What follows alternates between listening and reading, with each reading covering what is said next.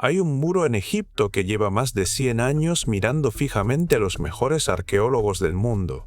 Está al fondo de una tumba en el Valle de los Reyes, una tumba tan famosa que no necesita presentación, una tumba que cualquier escolar sabe nombrar, una tumba que reescribió la comprensión que el mundo moderno tenía del antiguo Egipto cuando se abrió en 1922.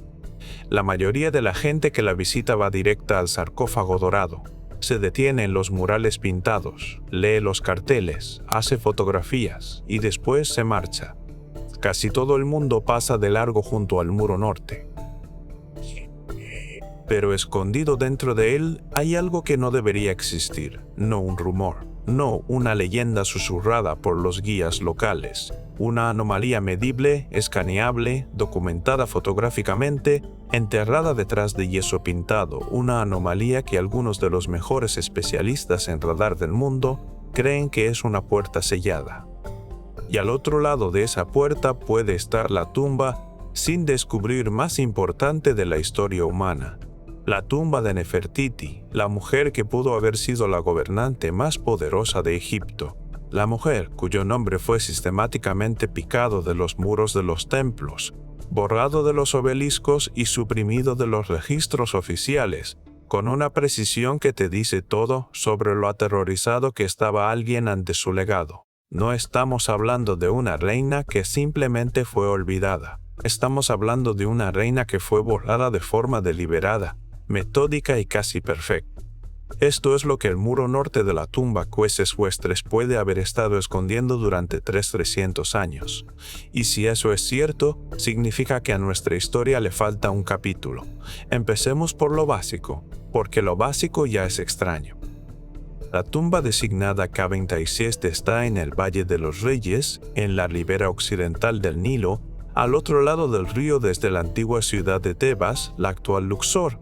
Fue descubierta el 4 de noviembre de 1922 por el arqueólogo británico Howard Carter tras una búsqueda prolongada financiada por el quinto conde de Carnarvon. Carter llevaba años excavando en el valle con poco éxito. Entonces, aquella mañana de noviembre, un aguador que retiraba escombros descubrió un único escalón de piedra tallado en la roca madre. Ese escalón llevaba a una escalera. La escalera llevaba a un corredor sellado. Y el corredor sellado llevaba a un descubrimiento que llegó a los titulares internacionales en cuestión de días, y que no ha dejado de generar polémica desde entonces. La tumba contenía más de 5.000 objetos: mobiliario, armas, carros, estatuas, vasijas de vino, aceite y grano, una máscara funeraria de oro de un refinamiento sobrecogedor y el cuerpo momificado de un joven faraón encajado dentro de 3 ataúdes anidados, el más interior de oro macizo. Se llamaba Tutankamón.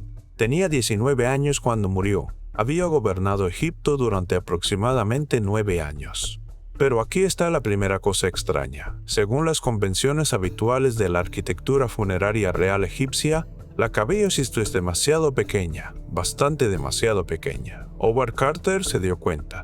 Otros egiptólogos se dieron cuenta.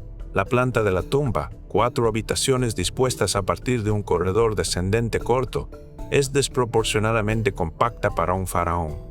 Tiene la huella y las proporciones de lo que los egiptólogos llaman una tumba de reina o de un noble de alto rango. La cámara funeraria fue decorada a toda prisa. El pigmento de algunas escenas pintadas seguía húmedo, literalmente húmedo cuando Carter entró. Eso significa que los artistas iban con prisas por terminar mientras se preparaba el cuerpo para el enterramiento.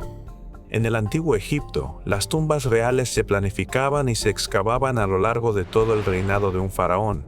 Tutankamón reinó unos 9 años y aún así, su tumba quedó inacabada. Eso te dice una de dos cosas. O la tumba se preparó al final mismo de su reinado en condiciones de emergencia, o no era la tumba pensada originalmente para él. Aquí es donde se vuelve extraño. En 2015, el egiptólogo británico Nicholas Reeves, antiguo conservador del Museo Metropolitano de Arte y una de las máximas autoridades mundiales sobre la dinastía 18, publicó un artículo que detonó en toda la comunidad egiptológica, trabajando a partir de escaneos fotográficos de ultra alta resolución de los muros de la tumba, tomados por una empresa española llamada Factum Arte. Reeves se fijó en algo que un siglo de visitantes había pasado por alto. Bajo el yeso pintado de los muros norte y oeste de la cámara funeraria de la Caveres Extreme 2 había rasgos lineales rectos, juntas, costuras, los contornos geométricos de puertas selladas que habían sido enyesadas, pintadas y disimuladas, no grietas, no fracturas geológicas, puertas. En concreto, Reeves identificó lo que parecían dos puertas, una en el muro oeste y otra en el muro norte. La del muro oeste, argumentó, llevaba probablemente a un anexo de almacenamiento, coherente con otras tumbas reales conocidas de la dinastía XVIII. Pero la del muro norte era distinta, era más grande, sus proporciones coincidían con las de la entrada de una cámara funeraria real estándar, y a partir de su análisis de la orientación de la tumba, su planta y su secuencia constructiva, Reeves propuso algo que la mayor parte del establishment egiptológico recibió con incredulidad cortés y algunos con hostilidad abierta. Que la Kebasis Day II no fue construida originalmente para Tutankamón en absoluto, que era un corredor exterior, una antecámara adosada a una tumba más antigua, más grande y más profunda que ya había sido excavada en la roca madre del valle. Una tumba que fue sellada, enyesada y pintada para desaparecer. La tumba, argumentó Reeves, de Nefertiti, no un mito, no una metáfora. Una cámara sellada detrás de un muro pintado, en una tumba en la que el mundo lleva entrando 100 años.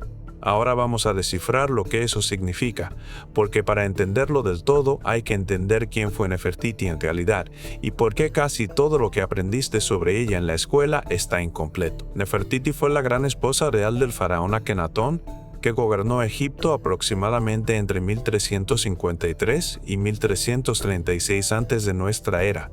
Akenatón es una de las figuras más polémicas de la historia antigua. Un faraón que desmanteló la religión politeísta tradicional de Egipto, cerró los templos de Amón, despojó al sacerdocio de su riqueza y su autoridad y estableció un culto solar radicalmente monoteísta, centrado en una deidad llamada Atón, representada no como figura humana o animal, sino como un disco solar con rayos que terminan en manos humanas. Trasladó la capital de Tebas a una ciudad recién construida llamada Aketatón, la moderna Amarna, diseñada a una escala arquitectónica sin precedentes en la historia egipcia, y a su lado, representada con una igualdad de escala y de poder simbólico prácticamente sin paralelo en el arte real egipcio, estaba Nefertiti. En los primeros años del reinado de Akenatón, ella aparece en todas partes, en los pilonos de los templos, en las estelas fronterizas, en las mesas de ofrenda.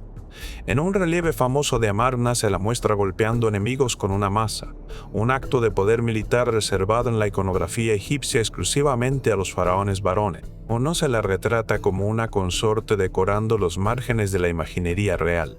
Se la muestra como una corregente ejerciendo autoridad divina. Y entonces, alrededor del año 12 de los 17 que duró el reinado de Akenatón, desaparece, no físicamente, no de inmediato, sino del registro oficial.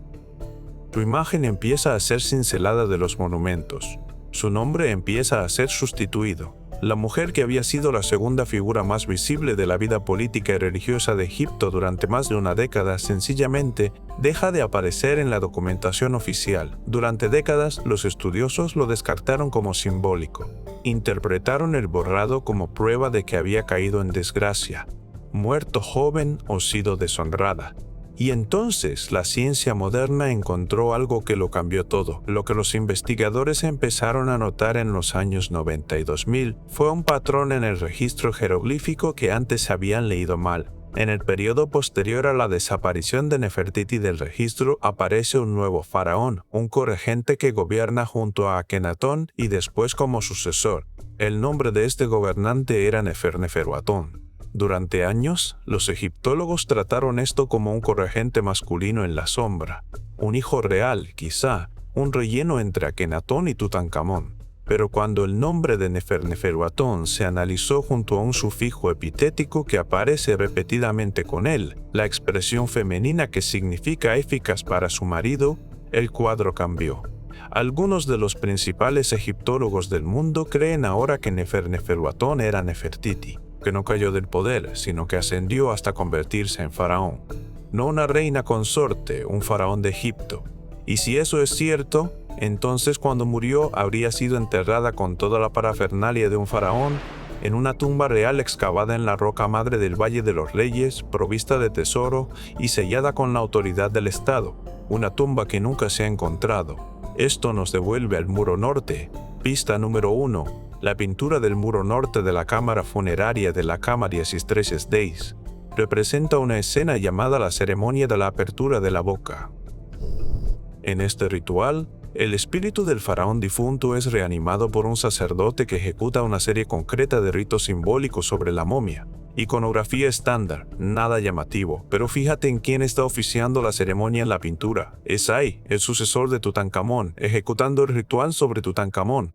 La interpretación convencional dice que es una representación rutinaria del protocolo funerario real. Pero aquí está el problema. A Ay se le representa oficiando la ceremonia mientras lleva puesta la corona azul, el Hepresh, una corona que significa realeza activa. No es un sacerdote en esta escena. Es un faraón oficiando una ceremonia sobre un faraón anterior. Esto sugiere que la escena se pintó después de que Tutankamón hubiera muerto y después de que Ay ya hubiera asumido el poder, lo que significa que el enterramiento se administró bajo la autoridad de Ay. Y Ay tenía razones de peso para controlar la narrativa de lo que esta tumba contenía y de lo que ocultaba. Pista número 2. Las proporciones y la orientación del corredor de la cámara funeraria de la Key 62 coinciden con una categoría de firma constructiva de la dinastía 18 que los egiptólogos llaman el ángulo de corredor femenino. Varias tumbas asignadas a reinas y a mujeres de alto rango del Reino Nuevo tienen una ligera desviación en la alineación de su corredor a medida que desciende hacia la roca madre. La cámara funeraria de la Cámarisis 32 muestra esa desviación. La tumba de un faraón varón, incluso joven, no mostraría normalmente ese rasgo, salvo que se estuviera adaptando alrededor de una estructura preexistente. Dicho de otro modo, la tumba se construyó rodeando algo que ya estaba allí. Pista número 3. El grafiti de los obreros. Durante el desescombro de la Caves 32, Carter documentó una serie de inscripciones hieráticas, notas informales escritas a mano y dejadas por los trabajadores en materiales asociados a la construcción de la tumba. Varias de esas inscripciones hacen referencia a múltiples eventos de sellado. Normalmente, una tumba real se sella una vez. La evidencia de la Caves sugiere que el corredor de la tumba fue vuelto a sellar, no por primera vez. Después del enterramiento de Tutankamón, alguien volvió y alguien la cerró otra vez. Fue sellada, fue cartografiada y después desapareció en noviembre de 2015.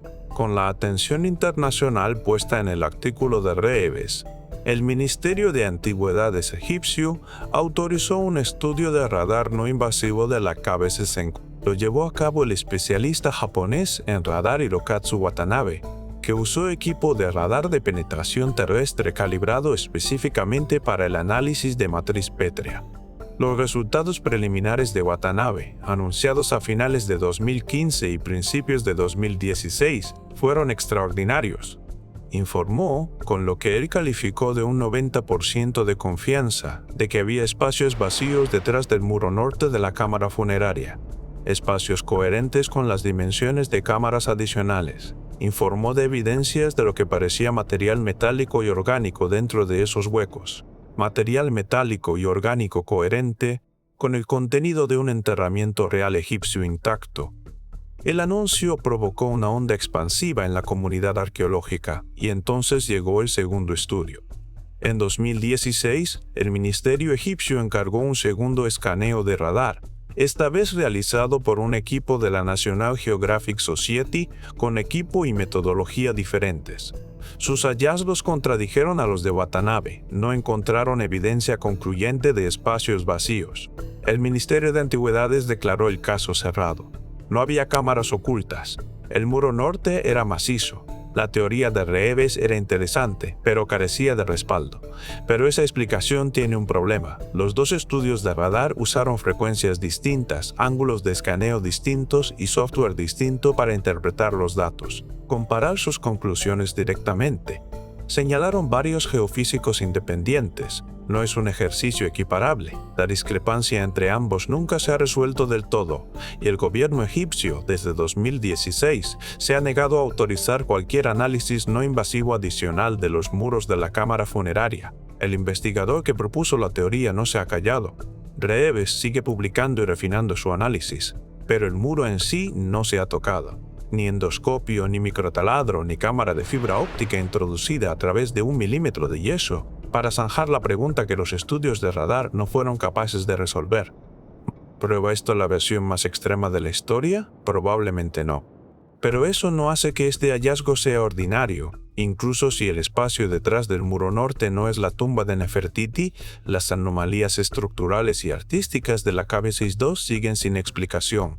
La huella reducida de la tumba, la decoración apresurada, la evidencia de múltiples sellados, el ángulo de corredor femenino, la extraña pintura política del muro norte. Estos no son producto de la imaginación. Son rasgos medibles de un espacio físico documentado que un siglo de egiptología no ha explicado adecuadamente. Y aquí está la versión sobria, que sigue siendo asombrosa por sí sola. Incluso sin cámara oculta, la evidencia respalda cada vez más la idea de que Nefertiti gobernó Egipto como faraón tras la muerte de Akenatón, que supervisó la transición de poder que dio lugar al reinado de Tutankamón, y que su enterramiento, esté donde esté, nunca se ha encontrado, en una época en la que el cementerio real de Egipto es una de las parcelas de terreno más minuciosamente estudiadas de la Tierra.